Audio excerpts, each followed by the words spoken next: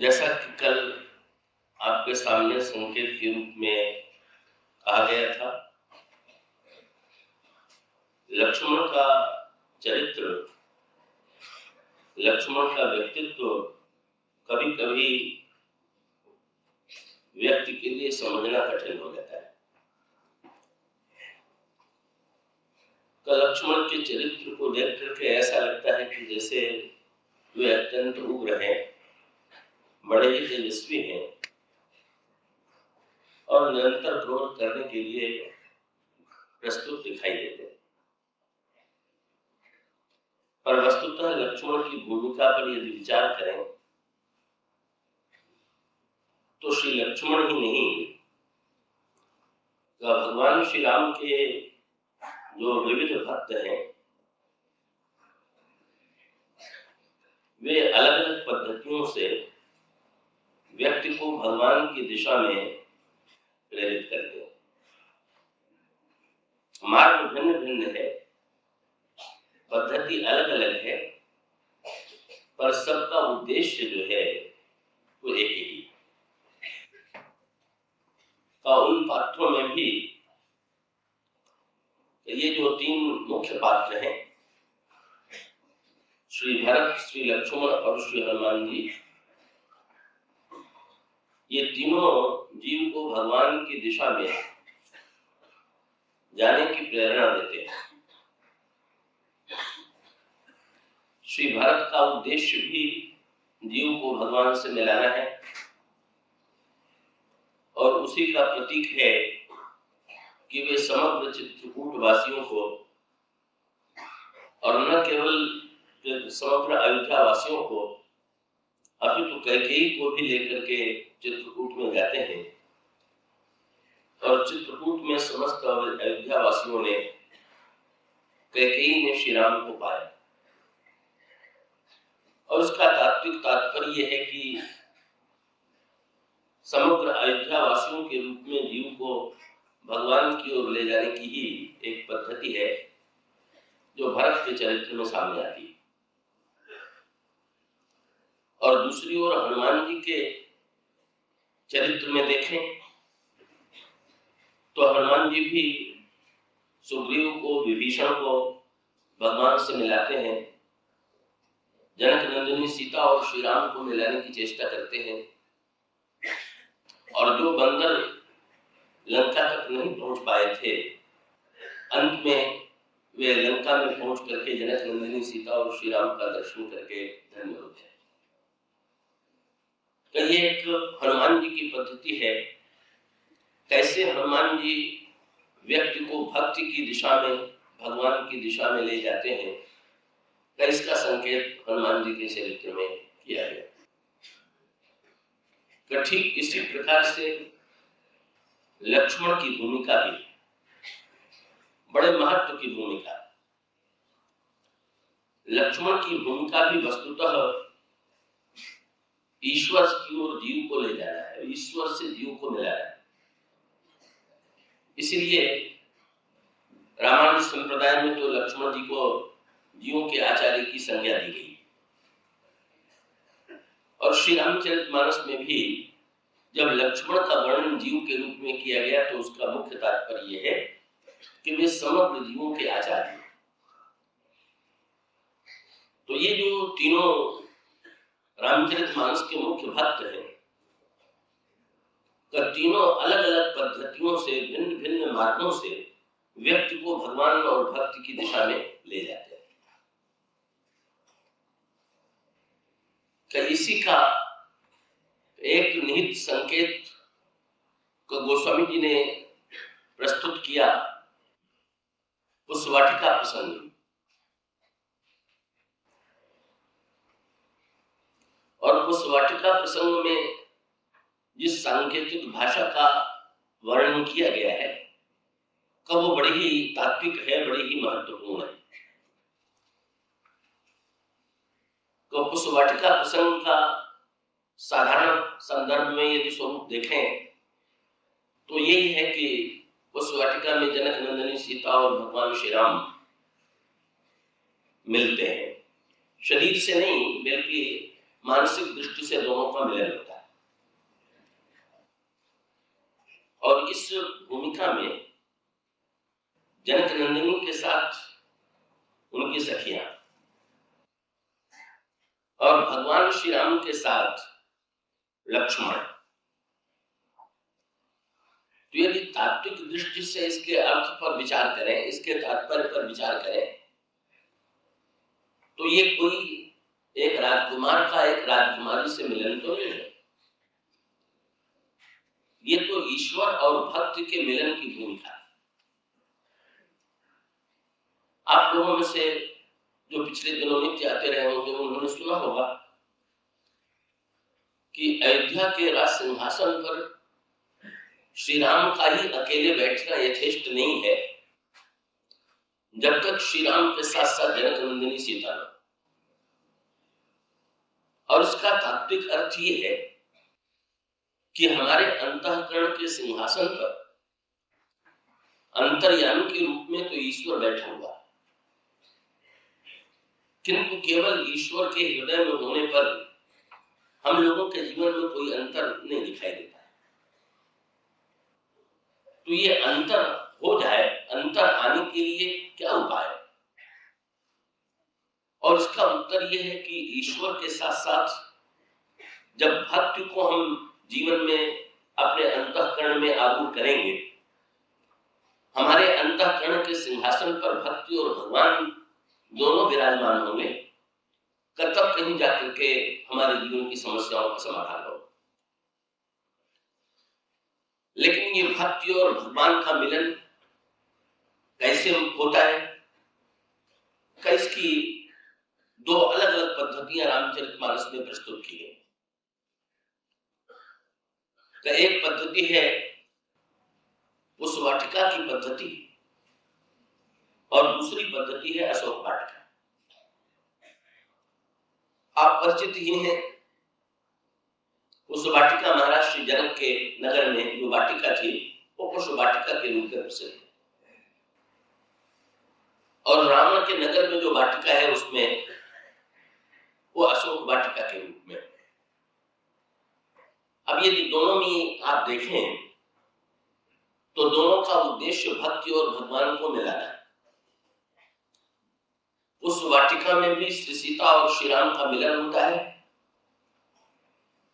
और अशोक वाटिका में यद्यपि दूरी उत्पन्न की गई है, राम के द्वारा भक्ति और भगवान अलग अलग कर दिए गए हैं, लेकिन फिर भी वहां हनुमान जी जाते हैं और फिर से जनक नंदिनी सीता और भगवान राम को मिलाने की चेष्टा करते हैं।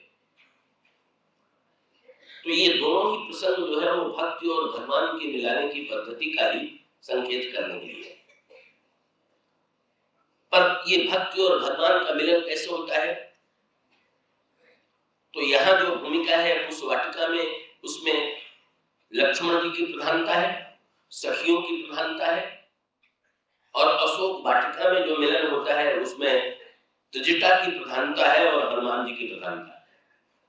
विषय गंभीर होते हुए भी जो लोग एकाग्र रहेंगे उन्हें समझने में कठिनाई नहीं होगी, ऐसा मुझे विश्वास है। तो भूमिका क्या है? का संकेत के रूप में ये प्रस्तुत किया गया कि भगवान राम उस वाटिका में महर्षि विश्वामित्र के आदेश से फूल चुनने के लिए आते। ये फूल चुनने के लिए आना एक सांकेतिक भाषा। फूल के लिए एक शब्द जो हिंदी में और संस्कृत में समान रूप से प्रयुक्त किया जाता है वो है सुमन। सुमन का अर्थ है फूल, और सुमन का दूसरा अर्थ है सुंदर मन। तो भगवान श्री राघवेंद्र का जो चित्र प्रस्तुत किया गया है उस वाटिका में, उसमें ये कहा गया कि श्री राम ने दाहिने हाथ से महाराज श्री जनक की वाटिका के फूल चुने और उन फूलों को चुन करके उन्होंने बाएं हाथ में जो दोना था उस दोने में सजाया। और जब जनक नंदिनी सीता के सामने वे प्रकट होते हैं तो यही दृश्य है कि लता कुंज से वे प्रकट हुए, उनके बाएं हाथ में पत्तों का बना हुआ दोना था और पत्ते के बने हुए उस दोनों में फूल सजे हुए थे। जब उस दृश्य का गोस्वामी जी ने वर्णन किया तो उन्होंने फूल के लिए फूल शब्द का प्रयोग नहीं किया, सुमन शब्द का प्रयोग किया। वहां पर पंक्ति आती है रामचरितमानस में, सुमन समेत बाम कर दोना, सावर कुंवर सखी सुख लोना। ये सुमन समेत बाम कर दोना का संकेत ये है कि ईश्वर आया हुआ है महाराज जनक की वाटिका में सुमन चुनने के लिए। ये ईश्वर की भूमिका। और उसका अभिप्राय क्या?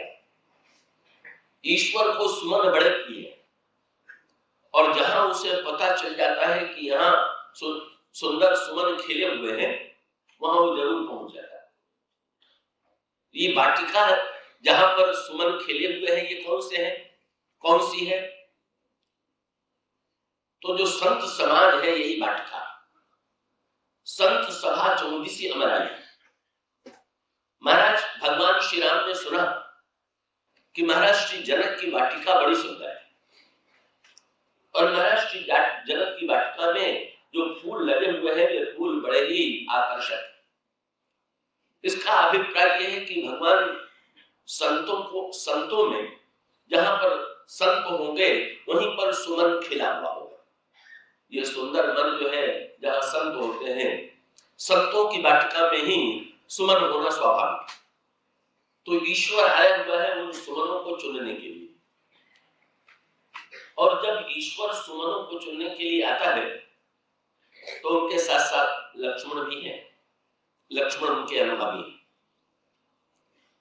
तो एक और भगवान श्री राघवेंद्र जो सुमन चुनने के लिए आए हुए हैं और दूसरी ओर इसी वाटिका में जनक नंदिनी सीता भी आती है और वे आई हुई है पार्वती जी का पूजन करने के लिए। और उसका अभिप्राय यह है कि सत्संग की वाटिका में ही भक्ति और भगवान का मिलन होता है। भगवान को मन बड़ा प्रिय है, सुमन बड़ा प्रिय है और मन प्रिय में भक्तों ने बड़ा भगवान के संदर्भ में एक बड़ी बढ़िया बात कही। एक भक्त ने सोचा कि हम भगवान को क्या भेंट करें। तो पहले विचार आया कि कोई हीरा मोती कोई रत्न भेंट कर दे। तो पता चला कि वो तो कि जिस समुद्र में रत्न ही रत्न है वहां निवास करते हैं। तो लगा कि रत्नों का तो वहां पर ढेर है, उसे देना व्यर्थ है। संपत्ति की भेंट करें तो पता चला लक्ष्मी जी चरण ही दबाती रहती, तो संपत्ति भी क्या भेंट करें। कब भेंट तो कोई ऐसी वस्तु की जाए जिसकी कमी ईश्वर के पास। और तब भक्त को पता लगा कि ईश्वर के पास भी एक वस्तु की कमी हो गई और वही वस्तु जो है ईश्वर के पास कम है और हम लोगों के पास अधिक है। तो बढ़िया समझौता है। हम लोगों के पास अधिक होकर के हम लोग उसकी अधिकता से संकट में हैं और ईश्वर के पास उसकी कमी है। तो ईश्वर के पास जिसकी कमी है वो कमी क्या है?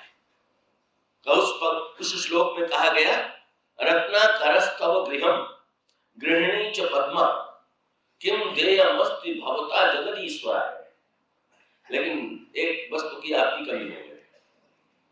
इसी पुष्पवाटिका प्रसंग में गोस्वामी जी ये कहते हैं कि भगवान राम आए थे सुंदर मन चुनने के लिए, फूल चुनने के लिए।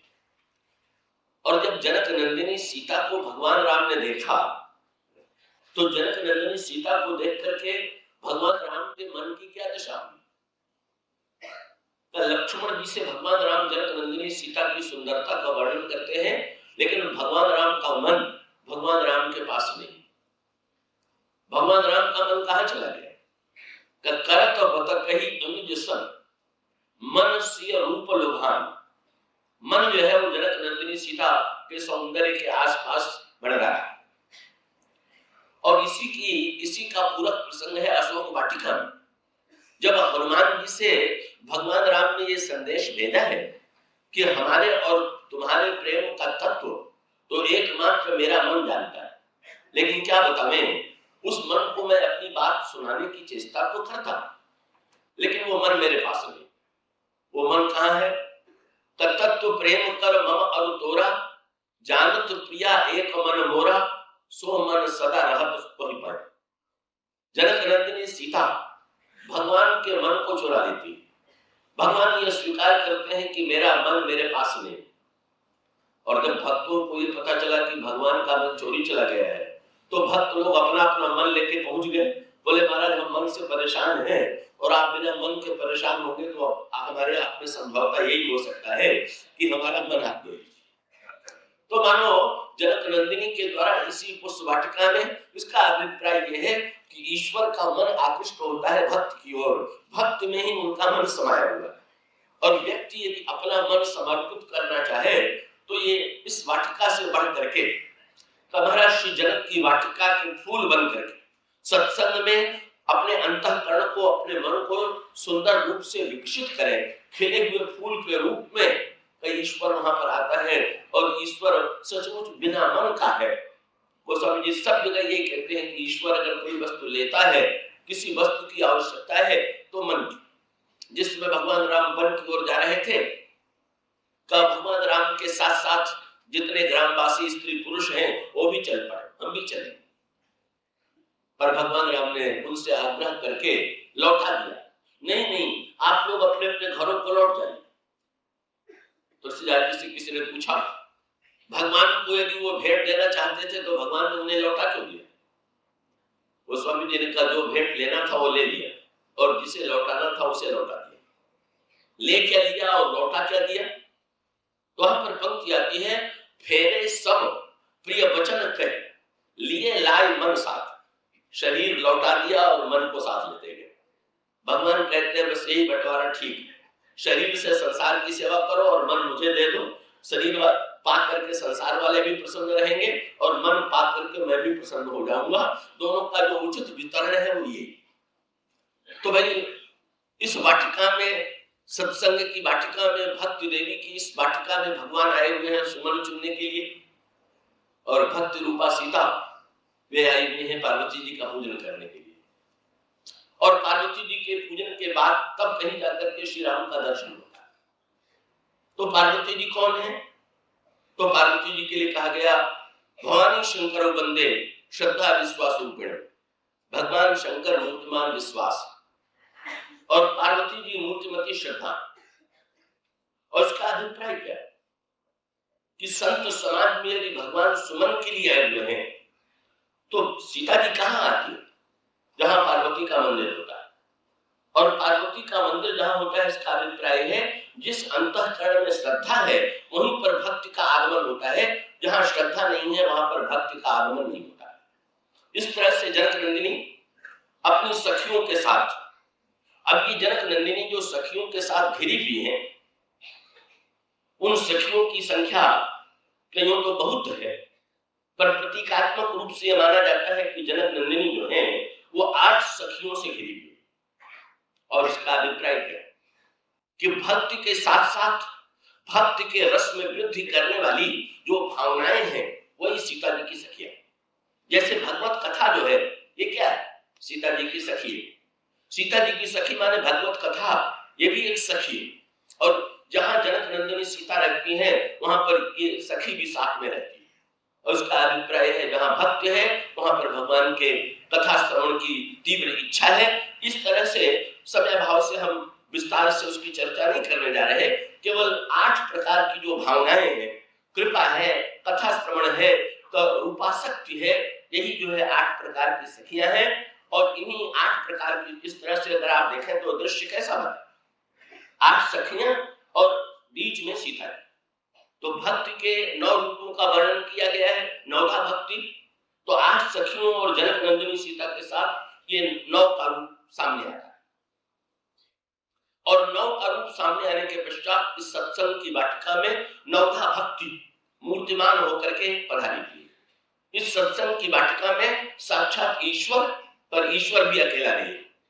अब ईश्वर के साथ जो है वे कौन है?